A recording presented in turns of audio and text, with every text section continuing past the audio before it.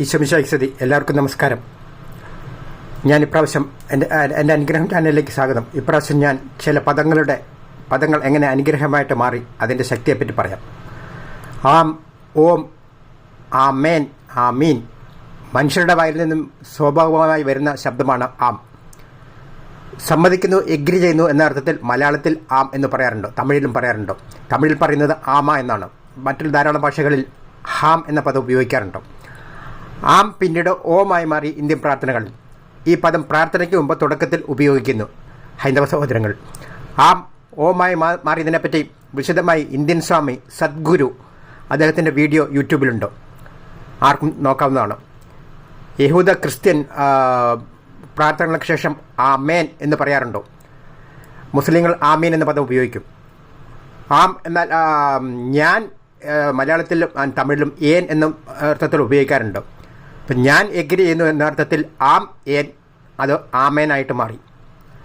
ഇന്ത്യയിലുള്ള വിശ്വാസമനുസരിച്ച് ആദ്യയിലുള്ള ശബ്ദം ആം, ഓം, അതിൽ നിന്ന് സകലതും ഒഴിവായി. ബൈബിൾ യോഹന്നാന്റെ സുവിശേഷം 1-ാം അധ്യായം ഇത് തന്നെ പറയുന്നു. ആദ്യയിലുണ്ടായിരുന്ന ശബ്ദത്തിൽ നിന്ന്, വചനത്തിൽ നിന്ന് സകലതും ഒഴിവായി. ആ വചനം മനുഷ്യരൂപമായി ഈശോ.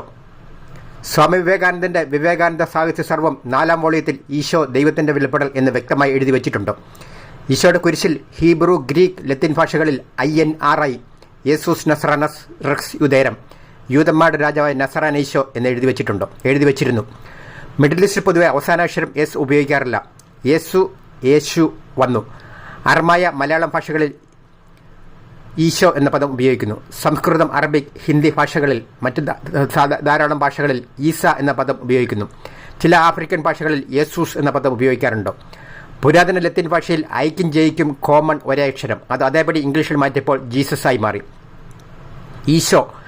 ഈസ എന്ന തലക്കെട്ടിൽ ആദ്യം എഴുതിയ പുസ്തകമാണ് ഈസാവ്യാസ ഉപനിഷത്ത്. ഈശോവാസ ഉപനിഷത്ത് എന്നും പറയാറുണ്ട്. മലയാളം ലോകത്തിലെ തന്നെ ഏറ്റവും മനോഹരമായ പൂർണ്ണമായ ഒരു ഭാഷയാണ്. ഉദാഹരണം പറയുകയാണെങ്കിൽ രാം എന്ന പദത്തിന് ഹിന്ദി, മറ്റിന്ത്യൻ ഭാഷകൾ, സംസ്കൃതത്തിലൊക്കെ രാം എന്ന് പറയും. പക്ഷേ മലയാളത്തിൽ വരുമ്പോൾ അത് രാമനായിട്ട് മാറും. തമിഴ് ഭാഷയിൽ കൂടുതൽ ബഹുമാനം കുറിക്കാൻ ഇന്നിന് പകരം ഉപയോഗിക്കും. ഉത്തരേന്ത്യൻ ഭാഷകൾക്ക് ഇൻ പറയാൻ അവർ ഉപയോഗിക്കാറില്ല. നോർമലി അവർക്കത് വഴങ്ങില്ല. ഈശനായും ഈശനായും ഈശ്വരനായും, പരമമായ ഈശ്വരൻ പരമേശ്വരായും, മഹത്തായ ഈശ്വരൻ മഹേശ്വരനായും മാറി വിവിധ ഇന്ത്യൻ ഭാഷകളിൽ. മലയാളം പറ്റി പറയുകയാണെങ്കിൽ മലയാളികൾക്ക് എല്ലാ ഭാഷയും വഴങ്ങും. എല്ലാ തരത്തിലും സംസാരിക്കാൻ സാധിക്കും. പഴം എന്ന് പറയും മലയാളത്തിൽ. പക്ഷേ തമിഴ്നാട്ടുകാർക്ക് എല്ലാവർക്കും പറയാൻ സാധിക്കില്ല. കുറേ ആൾക്കാർ പഴം എന്ന് പറയാറുണ്ട്. അതുപോലെ തന്നെ പണ്ട് പുരാതന കാലത്ത് മിഡിൽ ഈസ്റ്റിലുള്ള ആൾക്കാർ, മധ്യപൂർവ്വ ആൾക്കാർ, സിന്ധു നദിക്കപ്പുറം താമസിച്ചിരുന്ന ആൾക്കാരെ ഹിന്ദു എന്ന് വിളിച്ചിരുന്നു. അവർക്ക് സാ പറയാൻ ബുദ്ധിമുട്ടാണ്. ബ്രിട്ടീഷുകാർ അല്ലെങ്കിൽ യൂറോപ്യൻസ് വന്നപ്പോൾ അവരും ആ പദം ഉപയോഗിച്ചു. അങ്ങനെ അതാണ് ഹിന്ദു എന്ന പദം വന്നത്. അവർ സെൻസസ് എടുത്തപ്പോൾ ഓൾറെഡി സിഖ്, ക്രിസ്ത്യൻ, മുസ്ലിം ധാരാളം മതവിഭാഗങ്ങളുണ്ടായിരുന്നു. ഇതിലൊന്നും പെടാത്ത ആൾക്കാരെ അവർ ഹിന്ദു എന്ന പദം ഉപയോഗിച്ചു. അങ്ങനെയാണ് ഉപയോഗിച്ചത്. അതുപോലെ തന്നെ സിന്ധു നദി സംസ്കാരം ഇംഗ്ലീഷ് ഭാഷയിൽ ഇൻഡസ് വാലി സിവിലൈസേഷനാണ്. അതിൽ നിന്നാണ് ഇന്ത്യ എന്ന പദം വന്നു. പിന്നെ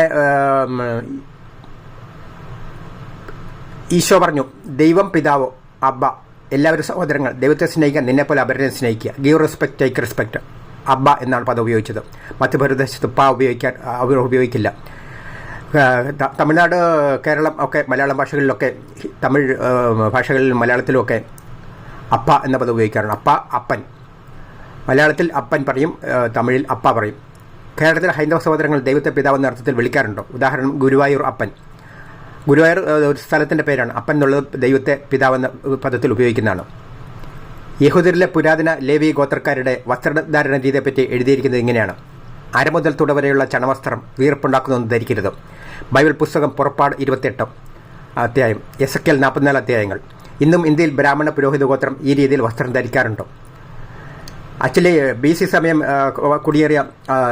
സമയത്തും AD സമയത്തും യഹൂദർ ലോകം മൊത്തം കുടിയേറിയിട്ടുണ്ട്. BC സമയം കുടിയേറിയ യഹൂദർ ഇന്ത്യയിൽ വിവിധ ഗോത്രങ്ങളായി ഉയർന്ന ജാതികളായി മാറി. അവരിലെ ലെവി പുരോഹിത ഗോത്രം ഇന്ത്യയിൽ ബ്രാഹ്മണ പുരോഹിത ഗോത്രമായും ജപ്പാനിൽ പുരാതന ഷിൻഡോ പുരോഹിത വർഗമായിട്ടും മാറി. ഈ 3 കൂട്ടരും, യഹൂദ പുരോഹിതർ, ലെവി ഗോത്രക്കാരും, ഇന്ത്യയിലെ ബ്രാഹ്മണ പുരോഹിതരും, ജപ്പാനിലെ ഷിൻഡോ പുരോഹിതരും ദേവാലയത്തെ പ്രവേശിക്കുന്നതിന് കുളിച്ച് ദേഹശുദ്ധി വരുത്തും. എന്നാൽ ഇന്ത്യയിൽ രൂപം കൊണ്ട ബുദ്ധമതത്തിൽ ഈ ആചാരമില്ല. യഹൂദർ പണ്ട് വിഗ്രഹാരാധകരായിരുന്നു, ഇപ്പോഴല്ല. അവർ പണ്ട് കാളയെ ആരാധിച്ചിരുന്നു. ദൈവകൽപ്പന കിട്ടിയ ശേഷം അവർ എല്ലാം വിഗ്രഹാരാധന ഉപേക്ഷിച്ചു. യഹൂദരുടെ വിഗ്രഹാരാധനയെ പറ്റി, പുരാതന കാലത്ത് നിന്ന് വിഗ്രഹാരാധനയെ പറ്റി ദാനിയേലിന്റെ പുസ്തകം അധ്യായം 14 വായിച്ചാൽ മനസ്സിലാകും. അവർ കാളയെ ആരാധിക്കുന്നതിനെ പറ്റി പുറപ്പാട് പുസ്തകം 32 അധ്യായത്തിൽ കാണാം. മോശ മലമുകളിൽ, സീനായ് മലമുകളിൽ പോയപ്പോൾ താഴെ യഹൂദർ കാൾക്കോട്ടി ഉണ്ടാക്കി ആരാധിക്കുന്നതായിട്ട് എഴുതി വെച്ചിരിക്കുന്നു. ഇന്ത്യയിലെ മുഖ്യ പുരാതന ക്ഷേത്രങ്ങളുടെ മുമ്പിൽ കാളയെ ഉണ്ടാക്കി വെച്ചിരിക്കുന്നത് കാണാം. അതുപോലെ തന്നെ ഇസ്രായേലിലെ ആദ്യ രാജാവായ സാവൂളിന്റെ മൃതദേഹം ദഹിപ്പിക്കുന്നതായിട്ട് പറയപ്പെടുന്നു. ബൈബിൾ പുസ്തകം 1 സാമുവേൽ അധ്യായം 31. ഇന്ത്യയിൽ ദഹിപ്പിക്കൽ കോമൺ ആണെന്ന് എല്ലാവർക്കും അറിയാം. ഇനിയും വായിച്ചാൽ ധാരാളം സമാനതകൾ കാണും. അതേസമയം AD 70 AD 130 റോമൻ ഭരണാധികാരികൾ വൻ യഹൂദ വംശഹത്യ നടത്തി. ടൈറ്റസ് ചക്രവർത്തി ജെറുസലേം ദേവാലയം കത്തിച്ചു. അപ്പോൾ വൻതോതിൽ യഹൂദർ ലോകമൊത്തം കുടിയേറി. AD സമയം ചിതറിയവർ യഹൂദർ എന്ന പേരിൽ തന്നെ അറിയപ്പെട്ടു. അവർ AD 1948 ഇസ്രായേൽ പുനർജന്മം കൊണ്ടപ്പോൾ തിരിച്ചുപോയി. ഇത് ഇസ്രായേലിന്റെ തിരിച്ചുവരവ് ബൈബിൾ പ്രവചന നിവൃത്തിയാണ്. എസെക്കിയേൽ 36-37 അധ്യായങ്ങൾ പ്രവചിച്ചത് നിറവേറിയാണ്. ഇസ്രായേൽ ലോകത്തിന് അടയാളം.